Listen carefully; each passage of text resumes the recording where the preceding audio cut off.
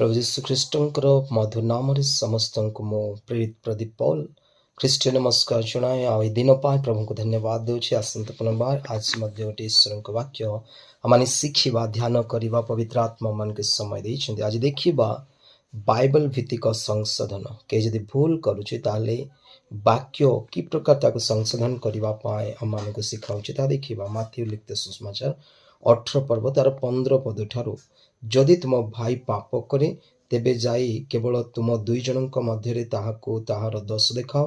ଯଦି ସେ ତୁମର କଥା ଶୁଣେ ତେବେ ତୁମେ ଆପଣ ଭାଇକି ଲାଭ କଲ, କିନ୍ତୁ ଯଦି ସେ ନ ଶୁଣେ ତାହେଲେ ତୁମ ସଙ୍ଗରେ ଆଉ ଜଣେ ବା ଦୁଇ ଜଣଙ୍କୁ ଘେନିଯାଅ, ଯେପରି 2 ବା 3 ସାକ୍ଷୀଙ୍କ ମୁଖରେ ସମସ୍ତ କଥା ସ୍ଥିର କରାଯାଉ। ଯଦି ସେ ସେମାନଙ୍କର କଥା ନ ମାନେ ତେବେ ମଣ୍ଡଳୀ କୁହ, ଆଉ ଯଦି ସେ ମଣ୍ଡଳୀ କଥା ମଧ୍ୟ ନ ମାନେ ତେବେ ସେ ତୁମ ଦୃଷ୍ଟିରେ ବିଜାତୀୟ ଓ କରଗ୍ରାହୀ ପରି ହଉ।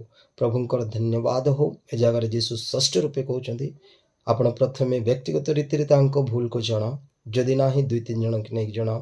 ଯଦି ତଥାପି ବୁଝିଲା ନାହିଁ ତାହେଲେ ମଣ୍ଡଳୀରେ ଠିଆଇ ତାଙ୍କୁ କୁହ।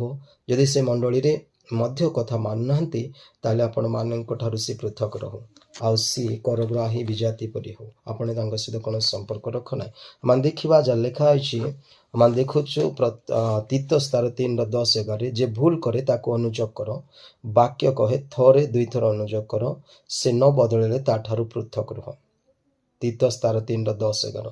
ତାପରେ ଆମେ ଦେଖୁଛୁ 1 କରନ୍ଥୀୟ 5:11 don't keep relations with this people, no need to जज देम। ଦେଖ ଆମେ ଦେଖୁଛୁ 1 କରନ୍ଥୀୟ ତାର ଆମେ ପଢିବା 5:11 ପଦ ଆମେ ପାଠ କରିବା। କିନ୍ତୁ ମୋର ଲେଖିବାର ଭାବ ଏହି ଥିଲା ଯେ ଯଦି କୌଣସି ଭ୍ରାତା ବୋଲି ଖ୍ୟାତ ହୋଇ ବ୍ୟଭିଚାର କି ଧନଲୋଭୀ କି ପ୍ରତିମା ପୂଜକ କି ନିନ୍ଦକ କି ମତୁଆଳ କି ପରଦ୍ରବ୍ୟ ଲୁଣ୍ଠନ ଖାଏ ତେବେ ଏପରି ଲୋକ ସହିତ ସମ୍ପର୍କ ରଖ ନାହିଁ, ପୁଣି ତାହା ସାଙ୍ଗରେ ଭୋଜନ ସୁଦ୍ଧା କର ନାହିଁ। ଦେଖ ଏ ଜାଗାରେ ସ୍ପଷ୍ଟ କହୁଛି ଯେ ତା ସହିତ ସମ୍ପର୍କ ରଖ ନାହିଁ, ତା ସହିତ ଭୋଜନ କର ନାହିଁ। ତାପରେ ମଧ୍ୟ ଲେଖା ଅଛି 1 ତିମୋଥୀ 5:20 ପଦରେ ଲେଖାଯାଏ ଗୋଟେ ବାକ୍ୟ ଆମେ ଦେଖିବା।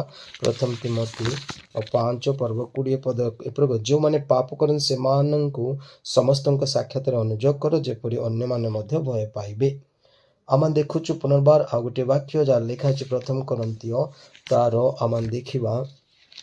ଆଉ 1 କରନ୍ଥୀୟ 5ର ଆମେ 5 ପଦ ଦେଖିବା। ମାନେ 5 ପଦ ଏ ପ୍ରକାର ଲେଖାଯାଏ, ଏପରି ଲୋକଙ୍କୁ ଶରୀର ବିନାଶ ନିମନ୍ତେ ଶୈତାନର ହସ୍ତରେ ସମର୍ପଣ କରିବା ଉଚିତ, ଯେପରି ପ୍ରଭୁ ଯୀଶୁଙ୍କ ଦିନରେ ତାହାର ଆତ୍ମା ରକ୍ଷା ପାଇବ। ପ୍ରଭୁ ଏହି ପ୍ରକାର ଅନୁଯୋଗ ବା